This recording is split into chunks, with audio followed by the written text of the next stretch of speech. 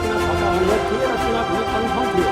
तर ललितपुरमा भोलि हुने चुनावसम्म हुन्छ कि हुन्न भन्ने हामी निर्वाचन समितिलाई अनुरोध वा कन्फिडेन्सको स्थिति थियो। सहमति हुन सक्ने स्थिति सम्भावना सबभन्दा बढी थियो, किनकि यसअघि हामी लगातार सहमति भएर यसरी चाहिँ चुनाव नभएको ललितपुरको आफ्नो इतिहास थियो। त्यसो भएको हुनाले हामी भोलिको चुनाव यसरी मतदानको लेभलबाट चुनाव हुन्छ कि हुन्न भन्ने हामी त्यो अन्यका बिचमा तयारी पनि हामीले अब हुन्छ वा हुन्न भन्ने स्थितिमा हामी रहेको हुनाले 81 हाम्रो चुनाव हुने स्थिति आइसकेपछि निर्वाचन समितिलाई हामीले चुनाव गर्नुपर्ने नयाँ अनुभव भयो। स्वयं यहाँ कार्य समितिका साथीहरू, प्रतिस्पर्धी उम्मेदवार साथीहरूलाई पनि त्यो नयाँ अनुभूति थियो र हामी निर्वाचन समितिका सदस्यहरूलाई पनि त्यो ठुलो जिम्मेवारी पुरा गर्नुपर्ने स्थिति थियो। त्यसो भएको हुनाले हामी चुनाव गर्ने गरी चुनाव प्रतिस्पर्धात्मक रूपमा चाहिँ चुनाव मतदान प्रक्रियाबाट गर्ने गरी हामी अगाडि बढिसकेपछि हामीलाई त्यो अनुभवको हिसाबले र 81 त्यो गर्नुपर्ने हिसाबले केही जटिलता आउँछ कि भन्ने हामीलाई त्यो अनुभूति पनि भएको थियो। यद्यपि मलाई लाग्छ म निर्वाचनको समितिको सदस्य र संयोजक भएको हिसाबले पनि मैले अत्यन्त भव्य रूपमा, अत्यन्त शानदार रूपमा, अत्यन्त निष्पक्ष, अत्यन्त पारदर्शी, अत्यन्त चाहिँ सबै साथीहरूलाई मलाई लाग्छ सबै साथीहरू त्यसमा चाहिँ हाम्रो निर्वाचन प्रक्रियामा प्रश्न उठाउनु भएको होला भन्ने मलाई लागेको छैन। हामी सफलतापूर्वक सम्पन्न गऱ्यौँ। यद्यपि यो सङ्घीय संरचनामा गरिएको चुनाव आफैमा पहिलो थियो। सामान्य जटिलता आए, त्यो मलाई लाग्छ देशैभरि जटिलता आए। यसमा हामी सबैको अनुभवको कमी थियो। निर्वाचनको पहिलो प्रक्रियाको हिसाबले पनि हामीलाई केही अप्ठ्यारोहरू त भयो र पनि हामी सारमा मलाई लाग्छ साथीहरूले कस्तो भयो, कति निष्पक्ष भयो, कति प्रभावकारी भयो, कति सफल भयो भन्ने कुरा साथीहरूले वा अरू मतदाताहरूले वा अरू पर्यवेक्षक र बाह्य प्रेससँग सम्बन्धित साथीहरूले भन्ने कुरा हो। हामी सफल भयौँ भन्ने हामी निर्वाचन समिति सन्तुष्टि छौँ। यसबाट हामी एउटा महत्त्वपूर्ण क्षण पार गऱ्यौँ भन्ने हामीले ठानेका छौँ। यो सँगसँगै मलाई लाग्छ निर्वाचन सम्पन्न भइसके पछाडि साथीहरू निर्वाचित हुनुभएको छ। यो निर्वाचन अन्तिम होइन।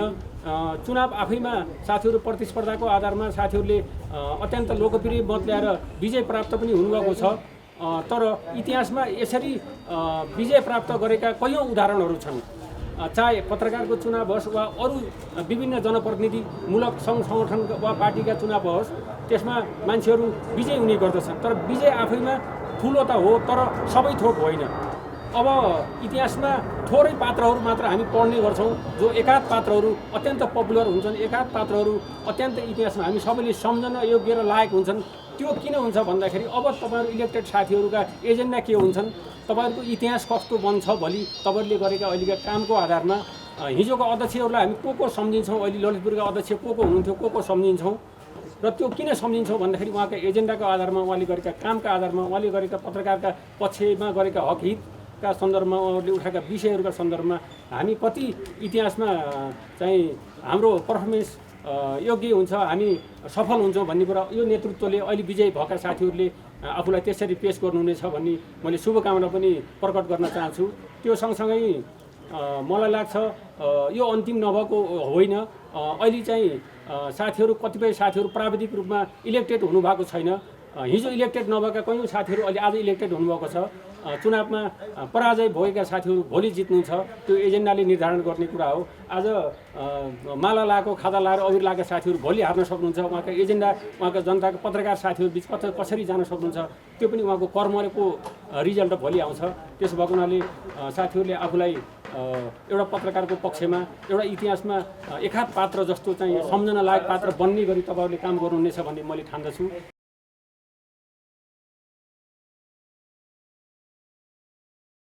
पत्रकार महासङ्घले 26औं महाधिवेशनबाट नयाँ नेतृत्व प्राप्त गरेको छ सबै संरचनामा र यसपालि हामीले फरक अभ्यास पनि गऱ्यौँ। एकैपटक एकै दिन सबै दलका नेतृत्व निर्वाचित गऱ्यौँ र पत्रकार महासङ्घका सबै सदस्यहरूले त्यस मतदान प्रक्रियामा भाग लिनुभयो। म यो प्रत्यक्ष मतदान प्रणालीलाई सफल बनाउने पहिलो मतदाताका रूपमा रहनुभएका तपाईँहरू सबैलाई हार्दिक बधाई, शुभकामना दिन चाहन्छु। पत्रकार महासङ्घको शुद्धिकरणका लागि, पत्रकार महासङ्घलाई उच्चतम लोकतन्त्रको अभ्यास गर्ने संस्थाका रूपमा परिचित बनाउनका लागि र मतपत्र मार्फत केन्द्रीय नेतृत्वसँग साधारण सदस्यको पनि सम्बन्ध स्थापित गर्ने सन्दर्भमा यो प्रत्यक्ष निर्वाचन प्रणाली महत्त्वपूर्ण थियो र यसलाई सफल बनाउने तपाईँहरू पहिलो पटकका योद्धा सिपाही हुनुभएको छ। म सबै ललितपुरका साधारण सदस्य मित्रहरूलाई हार्दिक बधाई कृतज्ञता व्यक्त गर्न चाहन्छु र मेरो नेतृत्वको टिमलाई ललितपुर शाखाले ललितपुरका सदस्य मित्रहरूले अत्यधिक माया पनि गर्नुभएको छ। त्यो पत्रमा त्यो प्रकट भएको छ। म सबैलाई मेरो टिमकै तर्फबाट हार्दिक कृतज्ञता पनि व्यक्त गर्न चाहन्छु। पत्रकार महासङ्घ आफैमा एउटा आन्दोलन हो, आफैमा एउटा अभियान हो र यो अभियानले यो आन्दोलनले नेपालको प्रेस स्वतन्त्रताको लडाइँलाई अगाडि बढाउन चाहन्छ, नागरिक अधिकारलाई सुनिश्चित बनाउन चाहन्छ र लोकतन्त्रको मूल्य मान्यता र यसको जगमा उभिएर शासन प्रणाली सञ्चालन होस् भन्ने कुरामा स्पष्ट धारणा राख्दछ र सँगसँगै पत्रकार महासङ्घको आन्दोलनले श्रमजीवी पत्रकारहरूको मुद्दामा बलियोसँग आफूलाई उभ्याउँछ र श्रमजीवी पत्रकारहरूका हक अधिकार सुनिश्चित गर्नका लागि यो आन्दोलनले हर क्षण चाहिँ प्रयत्न गरिराखेको हुन्छ। त्यही गर्दा यो दुईवटा महत्त्वपूर्ण एजेन्डाका साथ अगाडि बढ्ने यो संस्था, यो अभियान, यो आन्दोलनलाई अझ दिशा दिनका लागि, अझ यसलाई यो अतिरिक्त कर्म गर्नका लागि, प्रेरित गर्नका लागि पत्रकार महासङ्घको यो 26औं महाधिवेशनबाट निर्वाचित सबै तहका नेतृत्वहरू प्रतिबद्ध भएर लाग्नेछन् भन्ने मैले विश्वास लिएको छु। म सबै संरचनाको नेतृत्व र यसका सदस्य मित्रहरूलाई पनि त्यो अभियानमा सशक्त ढङ्गले प्रस्तुत हुनका लागि आग्रह गर्न चाहन्छु। हामीसँग केही चुनौतीहरू छन्। भर्खरै सङ्घीयताको अभ्यास हुँदै गर्दा 3 तहमा कानुन निर्माणको चरण चलिराखेको छ। ती कानुन निर्माणको प्रक्रिया र कानुनमा राखिएका कानुनको मस्यौदामा राखिएका कतिपय प्रावधानहरूसँग हाम्रो गम्भीर विमति छ। ती संविधान अनुकूल पनि छैनन्, प्रेस स्वतन्त्रतालाई सम्मान गर्ने प्रेस स्वतन्त्रता मैत्री पनि छैनन् र श्रमजीवीको मुद्दालाई सम्बोधन गर्न सक्ने, एउटा निकास दिन सक्ने र श्रमको अधिकारको सुनिश्चित गर्ने सवालमा पनि ती मस्यौदाका प्रावधानहरू कमजोर छन् भन्ने हाम्रो दृष्टिकोण छ। त्यसले गर्दा राज्यका सबै तहका कानुन निर्माण प्रक्रियालाई फेरि त्यसलाई रिभाइज गरेर प्रेस स्वतन्त्रता मैत्री र श्रमजीवी पत्रकारको हकका लागि उपयोगी हुने कानुन निर्माण होस् भन्ने हाम्रो माग रहेको छ। निवर्तमान केन्द्रीय समितिले यसमा आफूलाई प्रष्ट रूपमा अड्याएको थियो भने अबको नयाँ निर्वाचित नेतृत्व पनि हामीले यी दुईटा कुरालाई महत्त्वका साथ राखेर आफूलाई अगाडि बढाउनेछौँ। त्यसै गरी अहिले कोरोनाको जुन यो भयावह अवस्थाको हामीले परिकल्पना गरेर प्रतीक्षा गर्नुभन्दा अर्को विकल्प हामीसँग छैन। हामीसँग कोरोना विरुद्ध लडाइँ लड्ने त्यति ठुलो सामर्थ्य छैन, औषधि छैन, त्यो रङको यो स्वास्थ्य प्रबन्ध छैन, त्यो हेल्थ प्रोटोकलहरू तपाईँको सिँगै राज्यले नै, राज्यका अधिकारीहरूले नै, मन्त्री प्रधानमन्त्रीहरूले नै उल्लङ्घन गरिरहेको हामीले प्रत्यक्ष देखिराखेको अवस्था छ। त्यसले गर्दाखेरि यो कोरोनाबाट पत्रकारहरूलाई सुरक्षित राख्ने सन्दर्भमा हामी आफै पत्रकारहरू जिम्मेवार हुन जरुरी छ। हामीले स्वास्थ्य सतर्कता, स्वास्थ्य सुरक्षालाई महत्त्वमा राखेर हामीले पत्रकारिता कर्म गर्न जरुरी छ। हामीले पत्रकार महासङ्घको पहिलो बैठकले पनि भनिसकेको छ कि सञ्चार संस्थाहरूले पनि कम भिडभाडमा घरै बसेर पत्रकारले काम गर्न सक्ने परिस्थितिको सुनिश्चित गर्नुहोस् र स्वास्थ्य उपकरणको उपलब्धताका लागि सञ्चार गृहहरूले पनि भूमिका खेल्नुहोस् भनेर हामीले भनेका छौँ। यसरी आफै स्वस्थ रहेर स्वच्छ पत्रकारिता गर्ने सन्दर्भमा हामी गम्भीर र चनाखो हुनुपर्ने जरुरी छ। त्यसका लागि पत्रकार महासङ्घले आवश्यक वातावरण निर्माण गर्ने सन्दर्भमा काम गर्नेछ। म यो प्रतिबद्धता पनि जनाउन चाहन्छु। राज्यका संरचनाहरूलाई गुहारेर नागरिक समाजको सहयोग लिएर र पेसागत अन्य संस्थाहरूको सहकार्यमा पत्रकारहरूलाई स्वस्थ बनाउने र पत्रकारिता मार्फत सिङ्गो नागरिकलाई, हरेक नागरिकहरूलाई यो पेन्डेमिकमा कसरी सुरक्षित बस्न सकिन्छ भन्ने सूचना प्रवाह गर्ने क्रमलाई निरन्तरता दिने सन्दर्भमा हाम्रो कदम, हाम्रो प्रयत्न, हाम्रो प्रयास हुनेछ। र हाम्रो अहिलेको सबैभन्दा ठुलो प्राथमिकता त यो कोरोनाको कालखण्डमा कोही पनि नागरिकहरू यसबाट पीडित हुने, मर्ने अवस्था नआओस् भन्नका लागि हामी गम्भीर हुनु जरुरी छ। यसका लागि सूचना प्रवाह गर्ने अग्रपन्थीमा रहने पत्रकारहरू सुरक्षित रहेर पत्रकारिता गर्ने अवस्थाको सुनिश्चितता हाम्रो अर्को दायित्व रहेको छ भने यो पेन्डेमिकमा यो चाहिँ तपाईँको कोरोनाको सम्भाव्य चाहिँ तपाईँको जोखिम हामीले मल्दैछौँ। लकडाउनको विविध रूपमा लकडाउन हुन सक्ने खतरा अवस्था, सम्भावना अथवा एउटा विकल्प हामीसँग उपस्थित हुँदैछ। त्यो कालखण्डमा पनि नेपाली पत्रकारिताले सूचना प्रवाहको कुरालाई निरन्तर गर्न सकोस्, नेपाली पत्रकारिता समस्यामा नपरोस् र नेपाली पत्रकारिता क्षेत्रलाई सम्वर्धन प्रवर्धन गर्ने सन्दर्भमा राज्य उदारताका साथ प्रस्तुत होस् भनेर आग्रह गर्नुपर्ने बेला भएको छ। म त्यो आग्रह यहीँ पनि गर्न चाहन्छु। त्यसै गरी पत्रकारको व्यावसायिक क्षमता अभिवृद्धिको सन्दर्भमा पनि हामीले अभियान चलाउनु पर्ने बेला भएको छ। अघि पूर्वोक्ता साथीहरूले यही पनि भन्नुभयो, हामीलाई तालिम मार्फत, अन्य अवसरहरू मार्फत सिकाउनु पर्ने एउटा परिस्थिति निर्माण भएको छ। यो अभियानलाई पनि पत्रकार महासङ्घका सबै संरचनाहरूले आफ्नो प्राथमिक दायित्वमा राखेर काम गर्नुहुनेछ भन्ने मैले विश्वास लिएको छु।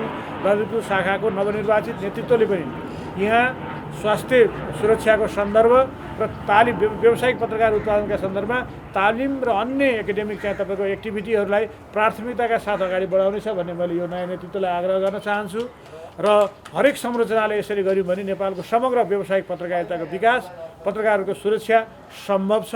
यो अभियानमा जोडिनका लागि म सबै साथीहरूलाई अपिल गर्न चाहन्छु, आग्रह गर्न चाहन्छु। श्रमको मुद्दा र स्वतन्त्रताको मुद्दामा हामी सम्झौताहीन लडाइँ गर्नेछौँ। त्यो लडाइँमा यहाँहरूको पनि साथ रहनेछ र श्रम र स्वतन्त्रताको सुनिश्चितता, श्रमको सम्मान, स्वतन्त्रताको अभ्यास गर्न सक्ने परिस्थितिको निर्माण, यो दुईटा हाम्रा मुख्य लक्ष्य हुन् र हाम्रा हरेक कदमहरू, हाम्रा हरेक निर्णयहरू र हामीले निर्माण गर्ने हरेक नीतिहरू यी दुईवटा लक्ष्य चुम्नका लागि नै अग्रसर हुनेछन्। यो कुरामा कसैले दुईमत नराखे हुन्छ र पत्रकार महासङ्घको स्ट्रक्चर हेर्ने हो भने समकालीन नेपाली संस्थाहरू र नेपाली राजनीतिक दलहरूको स्ट्रक्चरभन्दा बढी समावेशी छ, बढी लोकतान्त्रिक छ। हामीले यो साख जोगाउँदै समावेशिताको उच्चतम अभ्यास पत्रकार महासङ्घभित्र गर्नु छ। लोकतन्त्रको उच्चतम अभ्यास एउटा मोडल तपाईँको हामीले एक्सर्साइज हामीले यहाँभित्र चाहिँ गर्नुपर्ने अवस्था छ। यो दिशामा पनि पत्रकार महासङ्घका हरेक साधारण सदस्यहरू चाहिँ तपाईँको प्रेरित भएर यसमा लाग्नुहुनेछ। समावेशी संरचनाले मात्रै सिङ्गो नेपाल बोल्न सक्छ, सिङ्गो नेपाललाई भाइब्रेट गर्न सक्छ। त्यस्तै न्युज रुममा पनि हामी समावेशिताको अभ्यास गऱ्यौँ भने त्यो न्युज रुमबाट उत्पादन हुने सामग्रीले सिङ्गो नेपाल बोल्न सक्छ, सिङ्गो नेपाललाई चाहिँ तपाईँको एक किसिमले झकझगाउन सक्छ। हामीले त्यो ढङ्गको अभ्यास, त्यो खाले अभ्यासमा पनि हामीले आफूलाई केन्द्रित गर्नुपर्नेछ। पत्रकारका स्वास्थ्य बिमा, पत्रकारको परिचय पत्रको सुनिश्चितता, पत्रकारको परिवारहरूलाई चाहिँ तपाईँको एउटा बिमाको परिधिभित्र, सामाजिक सुरक्षाको परिधिभित्र ल्याउने कुरा, यी हाम्रा एजेन्डाहरू छन्। यी एजेन्डालाई कार्यान्वयन गर्ने सन्दर्भमा पनि हामी अग्रसर हुनेछौँ। यो सन्दर्भमा यसपालिदेखि हरेक साधारण सदस्य र नेतृत्व बिचमा मतपत्र मार्फत एउटा बलियो सम्बन्ध स्थापित भएको छ।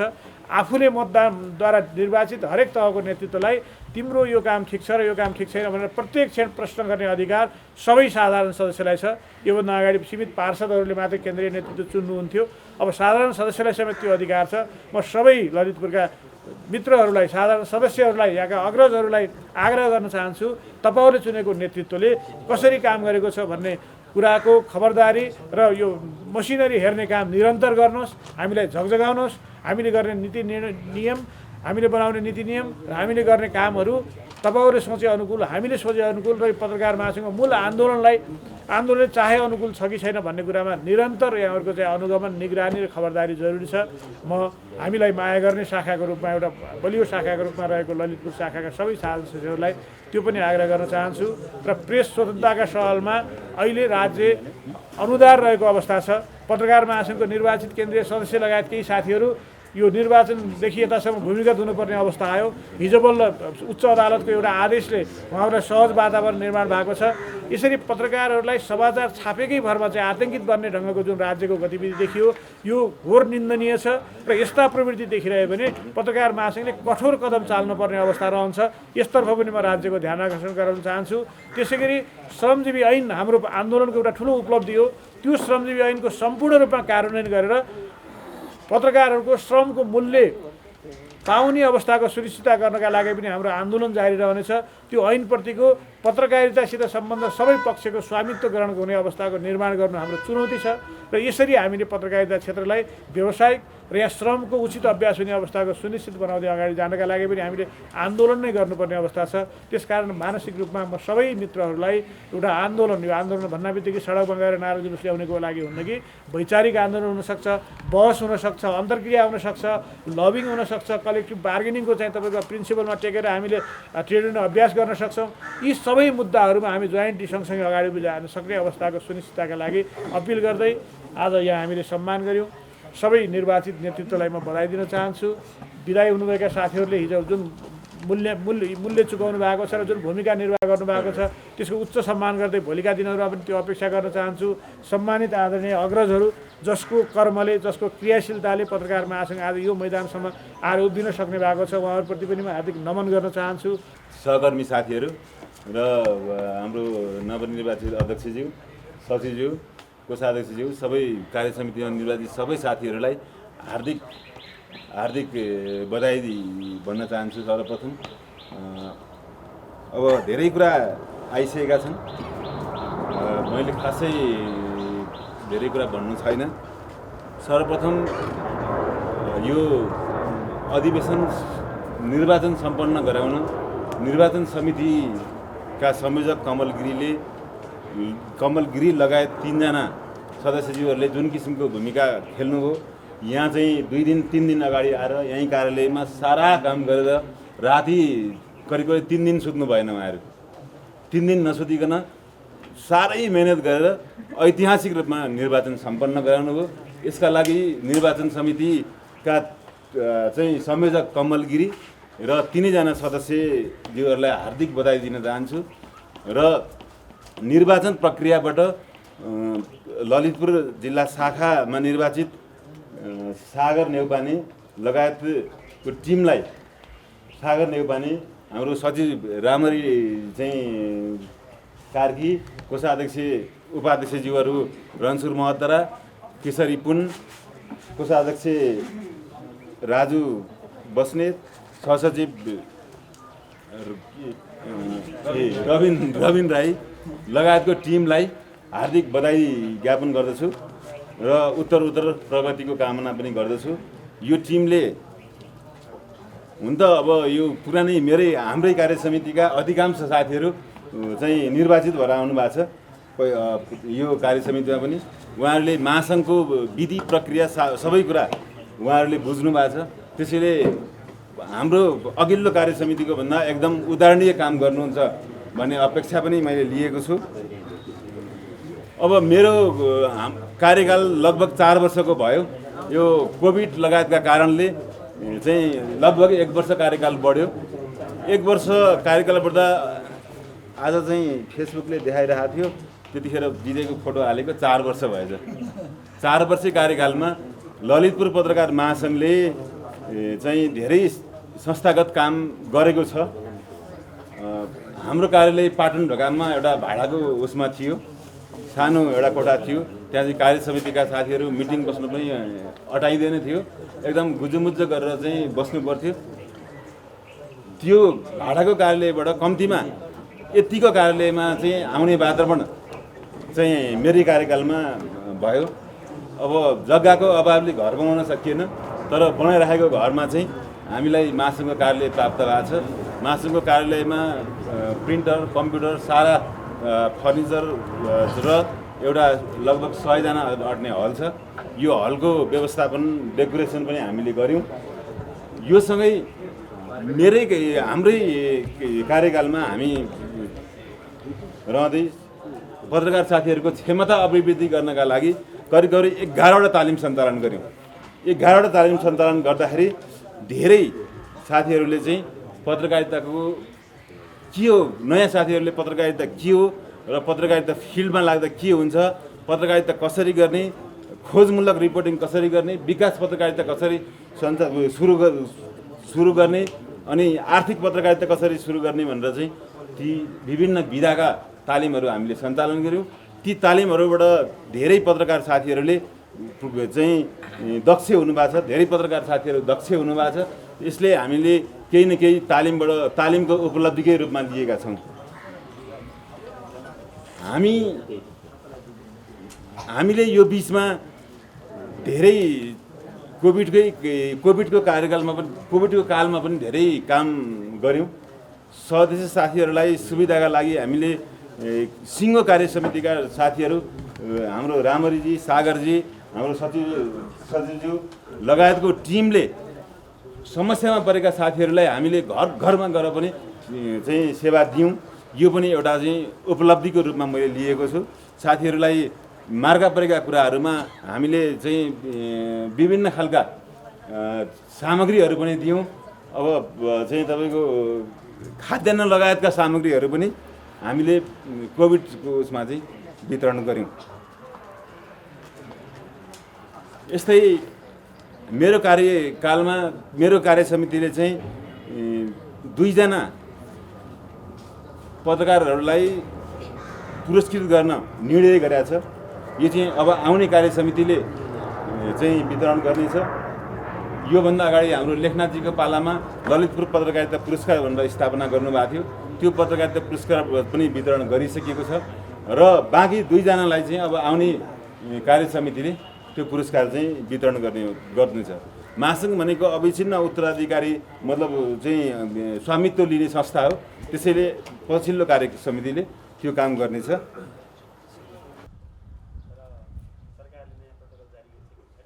म नेपाल पत्रकार महासङ्घ ललितपुर जिल्ला शाखाको पदमा निर्वाचित भएकोले महासङ्घको विधान अनुसार प्रेस स्वतन्त्रता प्रति प्रतिबद्धता भई पत्रकारिताको मूल्य र मान्यता अनुसार इमानदार तथा निष्ठापूर्वक स्वतन्त्र र निर्भीक रूपमा पत्रकारिता क्षेत्रको गरिमालाई उच्च सम्मानका साथ सधैँ कटिबद्ध रहने प्रण गर्दै शपथ ग्रहण लिएको छु।